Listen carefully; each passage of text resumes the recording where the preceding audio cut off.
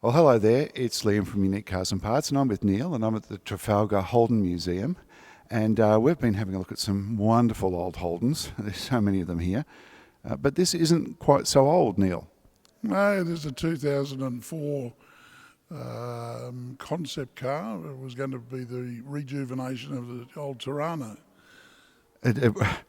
The old Torana is a new Torana, and my goodness me, I mean, you'd never expect a concept car to go into production exactly as they've done it, because they go, I guess, to the nth degree. But by golly, if Holden had have built this thing, I don't think they'd be. I think we'd still be building cars in Australia. In fact, I think we'd be exporting them to the world. I think so too. It's an absolutely beautiful motor car. When they told me they were bringing me down a pink Torana, I just thought, oh yeah. And then when they rolled this out, I just couldn't believe our luck. It is just beautiful. It's owned by Holden, and this was the only one they ever made. It's an interesting story, actually, because they built it and they had a new CEO, and he came over from America, had a bit of a look at it and said, yeah, I like it. He said, but it's going to be competing with the Commodores, and the Commodore's got enough competition at the moment, we don't need any more, and just canned it right there and then. Well, what I don't know, is he still employed by General Motors? I don't want them to come back and take the car off you, but I would have thought that was a ridiculous decision, because the Mazda 3 became Australia's favourite car, and so they were looking to downsize. There's conjecture about the old the HX and HZ Holdens, and then they went to the VB Commodore, and there was a lot of talk at the time about downscaling. But this is, to me, is absolutely perfectly sized. Unbelievable interior, although I don't know that the white leather would wear too well. I think my grandchildren would have a bit of or I would have a bit of a problem with them and the white leather, I can assure you. This thing is completely drivable. Did they drive it down here, or they ship it down here on a truck? It came down on a truck, but they drove it in here. So it is completely drivable. I think everything about it is just a magnificent piece of work. It's got the standard V6 Holden or Buick donk in it. I think it's a supercharged V6, so it would have scooted along as well. It had everything going for it. And to my mind, does the Torana badge name or mark name justification, because it just, from every angle, it looks exceptional.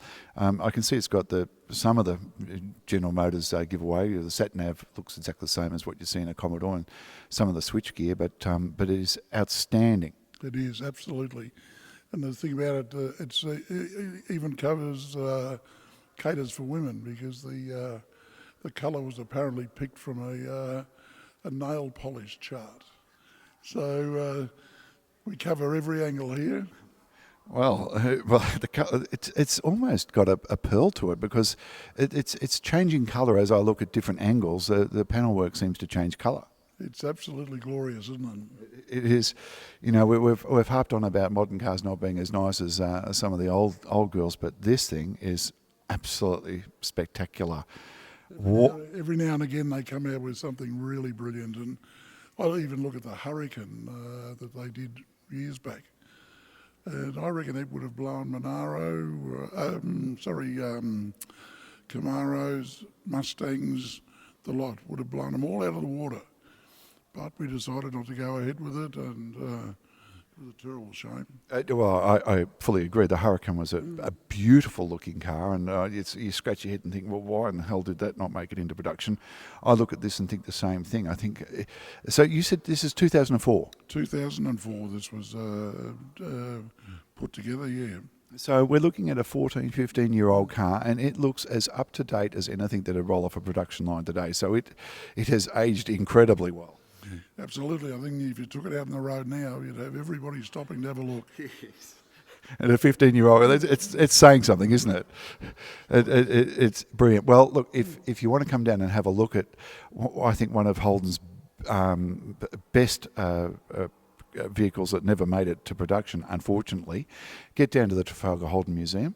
Neil is the most gracious of hosts, and he'll be happy to give you a look around and show you this and other cars. Thank you for joining us here at Unique Cars and Parts. Thank you. Bye-bye.